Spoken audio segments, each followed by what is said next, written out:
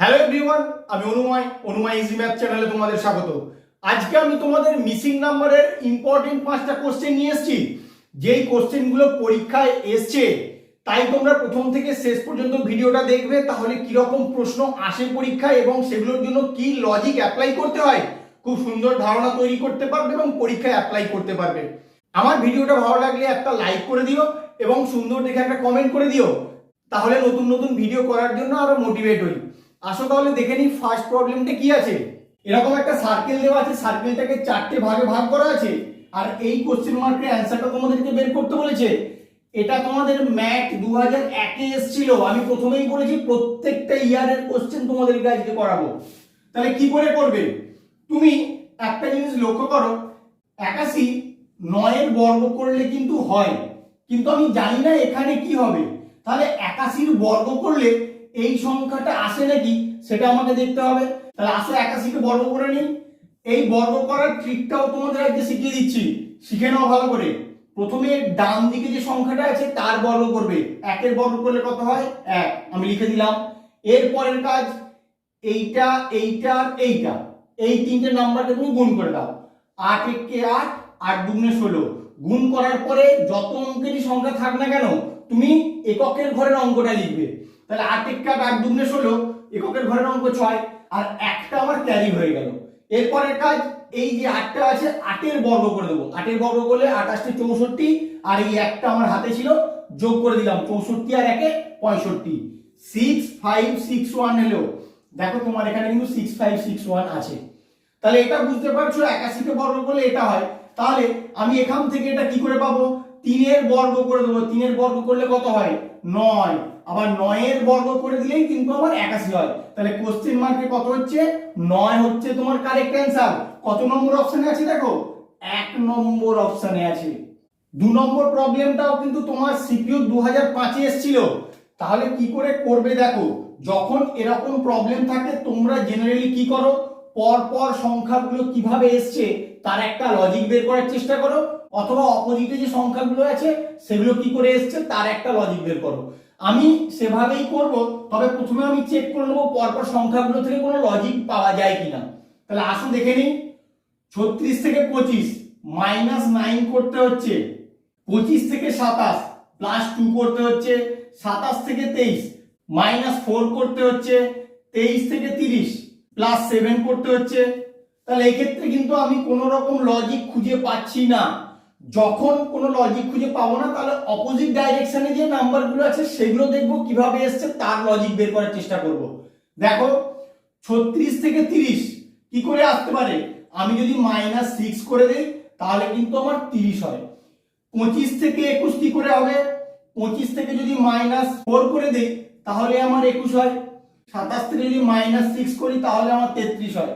তাহলে কিরকম লজিকটা পাচ্ছি দেখো, -6 -4 -6, তাহলে এরপরে কত হওয়া উচিত? -4 হওয়া উচিত। -6 -4 -6 -4, এইভাবেই সিকোয়েন্সটা চলছে। 23 থেকে -4 করলে কত হবে? 19। কোশ্চেন মার্কে তোমার 19 হওয়া উচিত। কত নম্বর অপশনে আছে দেখো? 1 নম্বর অপশনে আছে তোমার 19। তাহলে এটাই হবে তোমার কারেক্ট অ্যান্সার। তোমরা শুধু লজিকটা ভালো করে খেয়াল রাখো, এরপর থেকে এরকম প্রবলেম এলে পরীক্ষায় তোমরা কিন্তু দেখা মাত্রই সলভ করতে পারবে। তাই তোমাদের বলেছি তোমরা ক্লাসটা শুধু মন দিয়ে করো, তাহলেই করতে পারবে। 3 নম্বর প্রবলেমটায় এই কোশ্চেন মার্কের অ্যান্সারটা তোমাদের বের করতে হবে। এটাও কিন্তু তোমাদের আরআরবি 2005 এ এসেছিল। তাহলে কি করে করবে দেখো, সার্কেলের বাইরে যে নাম্বারগুলো আছে সেগুলো কিন্তু সব সিঙ্গেল ডিজিটে আছে, আর ভিতরে যে নাম্বারটা আছে তুলনামূলক অনেক বড় নাম্বার। আমাকে কিন্তু এই নাম্বারগুলো দেখেই বুঝতে হবে যে বাইরের নাম্বারগুলোকে স্কোয়ার বা কিউব করে কোনো একটা লজিকে 510 এসছে, সেম লজিকেই তোমার 650 আসবে এবং কোশ্চেন মার্কের অ্যান্সারটা বেরোবে। তাহলে আমি প্রথমে স্কোয়ার করে দেখে নেবো ওখান থেকে কোনো লজিক খুঁজে পাওয়া যায় কিনা। আসো দেখে নিই। ফার্স্টে 1 এর স্কোয়ার করব। 1 এর স্কোয়ার মানে 1। এরপরে 3 এর স্কোয়ার মানে 9, 4 এর স্কোয়ার মানে 16, 5 এর স্কোয়ার মানে 25। এবার আমি সবগুলোকে অ্যাড করে দেখি কি আসে। 9 একে 10, 10 6 16, 16 আর 5 21, 1 হাতে 2, 2 2 4 আর 1 5, 51। কিন্তু আমার এখানে কত আছে? 510। তাহলে আমি যদি এটাকে 10 দিয়ে গুণ করে দিই তাহলে কিন্তু আমার 510 হয়। বা সেম লজিকে 650 আসে নাকি সেটা আমাকে দেখতে হবে। আসো করে নেই। প্রথমে 3 এর স্কয়ার করব 9, তারপর 2 এর স্কয়ার 4, 6 এর স্কয়ার 36, 4 এর স্কয়ার 16। এবার সবগুলোকে আমি অ্যাড করে দেবো। 9 4 13, 13 আর 6 19, 19 আর 6 25, 25 এর 5 হাতে 2, 2 এর আগে 3, 3 3 6 65। তোমার এখানে কত আছে 650। তাহলে এটাকে যদি 10 দিয়ে গুণ করে দাও অর্থাৎ আগে যে লজিকটা লাগিয়েছিলে সেই লজিকে কিন্তু তোমার 650 অর্থাৎ মিডল নাম্বারটা চলে এলো। সেম লজিকে কোশ্চেন মার্কের অ্যানসারটা বেরিয়ে যাবে। তাহলে করে নাও। প্রথমে 1 এর স্কয়ার 1, 0 এর স্কয়ার মানে 0, 8 এর স্কয়ার মানে 64, আর এখানে কি আছে 2 এর স্কয়ার, 2 এর স্কয়ার মানে 4। সবগুলোকে অ্যাড করে দাও। 4 4 8 আর 1 9 আর 6 6 9। এটাকে তুমি 10 দিয়ে গুণ করে দাও 690 হবে তোমার কোশ্চেন মার্কের অ্যানসার। কত নম্বর অপশনে আছে দেখে নাও। অপশন ডি তে আছে 690। তাহলে এটাই হবে তোমার কারেক্ট অ্যানসার। তোমরা শুধু লজিকটা ভালো করে খেয়াল রাখো এবং কিভাবে অ্যাপ্রোচ করতে হয়, অ্যাপ্রোচ করার টেকনিকটা জেনে রাখো, তাহলে আননোন প্রবলেমও তোমাদের করতে কোনো প্রবলেম হবে না। তাই আমার সঙ্গে থাকো, আস্তে আস্তে তোমরা সব কিছু শিখতে পারবে। কি করে অ্যাপ্রোচ করতে হয়, কোন প্রবলেমটা এলে কখন কিভাবে চিন্তা ভাবনা করতে হয়। 4 নম্বর প্রবলেমটায় এই কোশ্চেন মার্কের অ্যানসারটা তোমাকে বের করতে হবে। সার্কেলটাকে কিন্তু আমার 4টে ভাগে ভাগ করা আছে। তাহলে কি করে করবে, তুমি কিন্তু প্রত্যেকটা নাম্বার আলাদা করে আসার কোনো লজিক বের করবে। তার কারণ 0 থেকে 7 তুমি কিন্তু আনতে পারবে না। তুমি কি 0-র সঙ্গে 7 যোগ করবে? ওরকম ভাবে হবে না। তাহলে 7 থেকে 26 কি করে করবে? পরপর নাম্বারগুলো এইভাবে হবে না। তোমাকে প্রত্যেকটা নাম্বার কিন্তু একটা লজিকে বের করতে হবে। তাহলে কিভাবে করবে দেখো, আমি 7কে কিভাবে আনতে পারি? 7কে দুটো পদ্ধতিতে আনতে পারি। কিভাবে? একটা হচ্ছে 3 এর স্কয়ার মাইনাস 2, 3 এর স্কয়ার করলে 9, সেখান থেকে 2 বাদ দিলে হচ্ছে 7। কিন্তু 26 কে আমি কি লিখতে পারি? 26 কে তো আর 5 এর স্কয়ার মাইনাস 2 আকারে লিখতে পারি না। ভালো করে দেখো, 5 এর স্কয়ার মানে 25, সেখান থেকে 2 বাদ গেলে কিন্তু আমার 23 হয়ে যায়। কিন্তু আমার তো এখানে 26 আছে, তাহলে স্কয়ার দিয়ে কিন্তু আমার এখানে হবে না। এটা আমি বুঝতে পারলাম। তাহলে অন্য রকম ভাবে ভাববো। অন্য কিভাবে ভাববো দেখে নাও। 7 আমি যদি 2 এর কিউব করে দেই, 2 এর কিউব করলে কত হয় 8, সেখান থেকে যদি 1 বিয়োগ করি তাহলে কিন্তু আমার 7 হয়। তাহলে এটার ক্ষেত্রে আসো, আমি 3 এর কিউব করে দেবো, 3 এর কিউব করলে কত হয় 27, সেখান থেকে 1 বিয়োগ করলে কিন্তু আমার 26 হয়। তাহলে এটা কি করে আসবে? 2 এর কিউব 3 এর কিউব, এটা কত হবে 4 এর কিউব, 4 এর কিউব করে দেবো, 4 এর কিউব করলে 64, ওখান থেকে 1 বিয়োগ করে দেবো তাহলে আমার হয়ে যায় 63। কোশ্চেন মার্কে হবে 63। কত নম্বর অপশনে আছে দেখো? 4 নম্বর অপশনে। কিন্তু জিরোটা তাহলে তোমার কি করে এলো সেটা তো তোমাকে বুঝতে হবে। আমি কি বলেছি, প্রতিটা নাম্বার সেম লজিকে আসবে।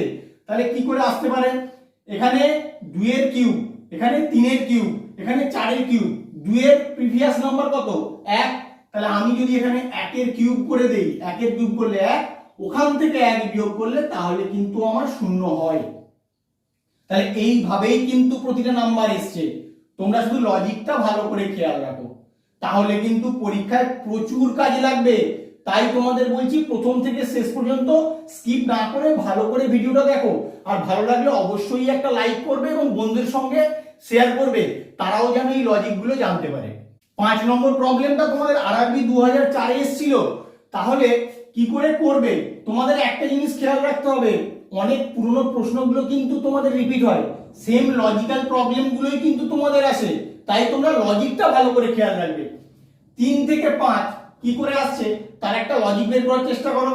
আমি যদি 3 কে 2 দিয়ে গুণ করি কত হয় 3 দুগুণে 6, 6 থেকে 1 বিয়োগ করলে কিন্তু আমার 5 আসে। 5 থেকে 8 কি করে আসবে? আমি 5 কে 2 দিয়ে গুণ করব, 5 দুগুণে কত হয় 10, ওখান থেকে 2 বিয়োগ করলে তাহলে আমার 8 হয়। এবার 8 থেকে 13 তাহলে কি করে পাবো? আমি 8 কে 2 দিয়ে গুণ করব, 8 দুগুণে 16, ওখান থেকে 3 বিয়োগ করলে তাহলে কিন্তু আমার 13 আসে। 13 থেকে 22, 13 কে 2 দিয়ে গুণ করব, 13 দুগুণে 26, 26 থেকে 4 বিয়োগ করলে তাহলে আমার 22 আসে। তাহলে এবার কোশ্চেন মার্কের অ্যানসারটা আমি কি করে পাবো? তুমি লজিকটা কিন্তু ডেভেলপ করে ফেলেছো, এইভাবেই কিন্তু আসবে। দেখো কি করে করতে হবে। 22কে আমি আগে 2 দিয়ে গুণ করে দেবো, 22 দুগুণে কত হবে 44। মানে কত বিয়োগ করব, 1 বিয়োগ করেছি, 2 বিয়োগ করেছি, 3 বিয়োগ করেছি, 4 বিয়োগ করেছি, এরপরে 5 বিয়োগ করব। 44 থেকে 5 বিয়োগ করলে কত হবে 39 হবে তোমার কোশ্চেন মার্কের অ্যান্সার। এরপর থেকে এরকম প্রবলেম পড়লে তোমরা দেখা মাত্রই সলভ করতে পারবে। আমার ভিডিওটা কেমন লাগলো তোমরা অবশ্যই কমেন্ট করে জানিও এবং বন্ধুদের সঙ্গে বেশি বেশি করে শেয়ার করবে। ভালো লাগলে অবশ্যই একটা লাইক করবে এবং প্লিজ চ্যানেলটাকে সাবস্ক্রাইব করবে। Thank you.